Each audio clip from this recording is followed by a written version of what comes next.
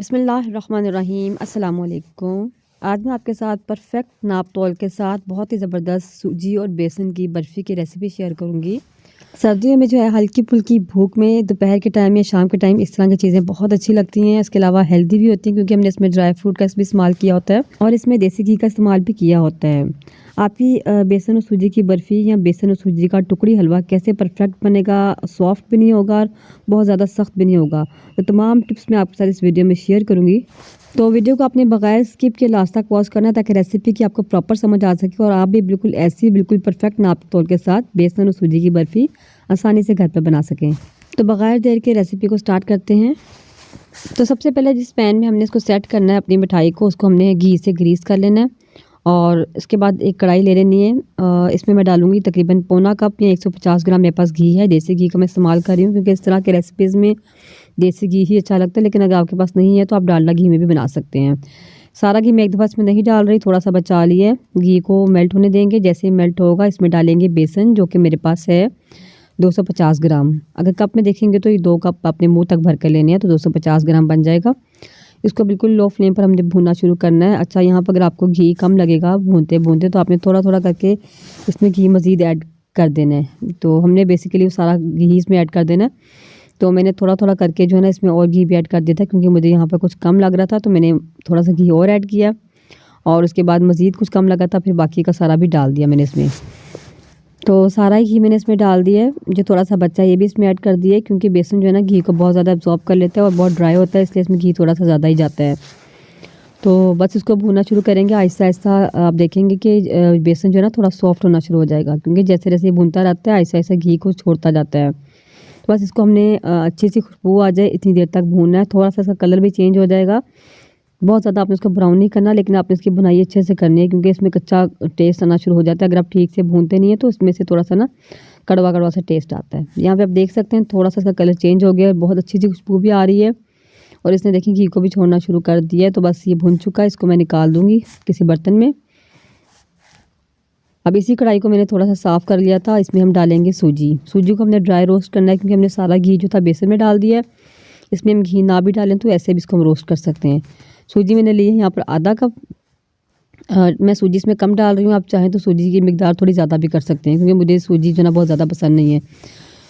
तो इसको हमने ड्राई रोस्ट कर लेना है बिल्कुल लो फ्लेम पर और थोड़ा-सा इसका भी कलर चेंज हो जाएगा और खुशबू आना शुरू हो जाएगी। देखिए इसका कलर थोड़ा-सा सुनहरी हो गया है और खुशबू भी बहुत अच्छी सी आ रही है। सूजी भी भुन गई है। उसी पैन में यानी बेसन के अंदर ही हम सूजी को भी डाल देंगे और इस कढ़ाई को हम खाली कर लेंगे चाशनी बनाने के लिए। जी, तो मैंने ये कढ़ाई साफ़ कर ली है, इसमें हमने चाशनी बनानी है। चाशनी बनाने के लिए मैंने यहाँ पर लिया है 1 कप से थोड़ी सी कम चीनी, तकरीबन 160 ग्राम के करीब है और इससे आधा हम पानी डालेंगे, यानी आधे कप से थोड़ा सा कम, यानी 80 ml हमने इसमें पानी डाला है। अच्छा, पानी बाद में मैंने इसमें थोड़ा सा मज़ीद डाल दिया था क्योंकि मुझे जो है ना पानी कुछ कम लग रहा था। तो हमने इसकी चाशनी बनानी है, कोई बहुत ज़्यादा हमने 1 तार या 2 तार वाली चाशनी नहीं बनानी। तो चीनी को मेल्ट होने देंगे पहले हम। चीनी यहाँ पे मेल्ट हो चुकी है। लो फ्लेम पे हमने चीनी को मेल्ट कर लेना है क्योंकि पानी कम है। हाई फ्लेम पे करेंगे तो पानी ड्राई हो जाएगा और चीनी ठीक से मेल्ट नहीं होगी। थोड़ा-सा मैंने इसमें येलो फूड कलर डाला है सिर्फ वीडियो की रिक्वायरमेंट के लिए, आप इसको बिल्कुल स्किप कर सकते हैं। 2-3 मिनट पकाएँगे तो आपने हमारी चाशनी जो है ना बनकर तैयार हो जाएगी। बहुत ज़्यादा गाढ़ी नहीं करनी, एक तार हल्की सी बनेगी। अब यहाँ प्रॉपर दिखा नहीं सक रही मैं आपको, तो हल्की सी तार बनी है, तो बस इतनी हमने इसको पकाना है। चूल्हे को यहाँ बंद कर देंगे और इसमें बेसन और सूजी जो हमने भून के रखी थी वो शामिल कर देंगे और बंद चूल्हे में इसको एक दफ़ा मिक्स करेंगे क्योंकि बाज़ दफ़ा बंद चूल्हे में इसको मिक्स करते-करते सेट हो जाती है। अगर हमें ज़रूरत पड़ी तो हम इसमें चूल्हे को चला लेंगे। साथ ही मैंने इसमें जो है क्रश किया हुआ यानी कद्दूकस किया हुआ नारियल डाल दिया थोड़ा-सा और कुछ से बादाम और काजू मैंने पीस कर डाल दिए हैं। आप कोई से भी ड्राई फ्रूट इसमें डाल सकते हैं। इसको बस अच्छे से मिक्स करेंगे। अगर हमें लगेगा कि थोड़ा-सा पतला है, अभी सेट नहीं हो रहा, तो हम चूल्हे को थोड़ी देर के लिए चला लेंगे। तो मैंने यहाँ पर फ्लेम को ऑन कर लिया था और क्योंकि अभी ज़रा मुझे पतला लग रहा था, तो चूल्हे को ऑन करके उसको अच्छे से जो है ना थोड़ा-सा ड्राई कर लेंगे। हाफ़ टी स्पून मैंने यहाँ पर डाला है इलायची का पाउडर और इससे बहुत ही ज़बरदस्ती खुशबू आएगी। देखिए अभी हमारा ये जो है ना बेसन और सूजी जब भी इसका मटेरियल अभी थोड़ा-सा सॉफ्ट है, थोड़ा-सा इसको और पकाएँगे, इतनी देर पकाएँगे कि थोड़ा-सा इकट्ठा होना शुरू हो जाएगा, पैन को छोड़ देगा। अब देखिए यहाँ पे ये इस कंडीशन में आ गया कि इसने पैन को छोड़ दिया और बिल्कुल इकट्ठा सा डो के फॉर्म में आ रहा है। इसको थोड़ी देर के लिए फैला के हम रख देंगे तकरीबन 1-2 मिनट के लिए और इस तरह रख देंगे ताकि सेट हो जाए। थोड़ी देर पड़ा रहेगा, थोड़ा-सा और सेट हो जाएगा। तो 1-2 मिनट के बाद इसको हिलाएंगे तो अच्छे से सेट हो चुका होगा।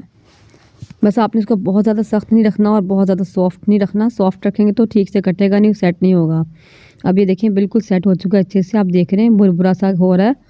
तो बस इसको हम जिस पैन को हमने ग्रीस किया तो उसमें डाल देंगे। अब देखें बिल्कुल डो की फॉर्म में आ गया है।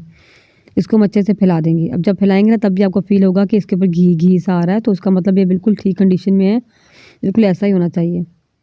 अगर आपको लगता है कि आप काफ़ी सॉफ्ट है तो आप थोड़ा-सा उसको और पका सकते हैं। इसको अच्छे से लेवल कर लेंगे, थोड़ा-सा कटे हुए बादाम और पिस्ते से इसको हम गार्निश कर देंगे और इसको मैं रख दूँगी 5-6 घंटों के लिए ओवरनाइट सेट होने के लिए। तो मैंने इसको रात भर के लिए छोड़ दिया था सेट होने के लिए, ताकि अच्छे से सेट हो जाए। और ऊपर से थोड़ा-सा हम इसको प्रेस कर देंगे ताकि बादाम और पिस्ता इसके ऊपर अच्छे से स्टिक हो जाएँ। जी, तो रात भर रखने के बाद ये माशाल्लाह अच्छे से सेट हो चुका है और बिल्कुल मतलब जम चुका है ये अच्छे से। तो उसकी कटिंग कर लेंगे। सबसे पहले मैं इसको क्या करूँगी, चूल्हे पे थोड़ा-सा हम सेक लेंगे, क्योंकि नीचे हमने घी लगाया हुआ है। तो चूल्हे पे थोड़ा सेकने से क्या होगा, घी थोड़ा मेल्ट हो जाएगा तो ये ईज़िली इसकी टिक्कियाँ निकल आएँगी। पहले हम इसकी साइडें लूज़ करेंगे और उसके बाद इसकी मैं कटिंग कर लूँगी। आप कटिंग से ही माशाल्लाह अंदाज़ा लगा लें कितने अच्छे से सेट हो चुका है। तो बस इसको आप अपनी पसंद के मुताबिक जितने पीसेस में रखना चाहते हैं उस तरह की कटिंग कर लें इसकी। ठीक है, मैंने बहुत ज़्यादा बड़े और बहुत छोटे नहीं काटे। अभी ईज़िली चूँकि हमने नीचे से इसको चूल्हे पे थोड़ा-सा सेक दिया था, इसलिए ईज़िली जो है ना इसकी जो है टिक्कियाँ निकल आएँगी। इसको आप सूजी और बेसन का टुकड़ी हलवा भी कह सकते हैं, इसकी बर्फ़ी भी कह सकते हैं। यकीन मानिए इतनी मज़े की बनती है, आपको हल्की सी भूख लगी हो या सुबह नाश्ते के टाइम आप सुबह जब उठते हैं आप उस टाइम इसको खा सकते हैं, या शाम को जब आपको भूख लगती है हल्की-फुल्की तो चाय के साथ आप खा सकते हैं। यकीन मानिए आप इसको ट्राई करें, बहुत पसंद आएगी आपको, बहुत मज़े की लगती है। मतलब मुझे तो इतनी पसंद है ना, मैं चलते-फिरते इसको खाती रहती हूँ। आप इसको ज़रूर बनाकर ट्राई कीजिएगा और मुझे बताइएगा आपको रेसिपी कैसी लगी है। ठीक है, वीडियो अच्छी लगे तो लाइक ज़रूर कीजिएगा, शेयर ज़रूर कीजिएगा। चैनल को पहली बार वॉच कर रहे हैं तो उसको सब्सक्राइब करना मत भूलिएगा। इसको मैं आपको तोड़ कर भी दिखाती हूँ, उसका टेक्सचर कैसा है, कितने अच्छे से माशाल्लाह सेट हुई हुई है। तो देखिए माशाल्लाह कितनी ज़बरदस्त सेट हुई है, ना ये बहुत सॉफ्ट है ना ही बहुत सख्त है, बहुत लाजवाब माशाल्लाह। इसको आपने ज़रूर बनाकर ट्राई करना है और मुझे कमेंट करके बताना है कि आपको रेसिपी कैसी लगी है। मिलते हैं इंशाल्लाह नेक्स्ट वीडियो में। अपनी दुआ में ज़रूर याद रखिए। अल्लाह हाफ़िज़।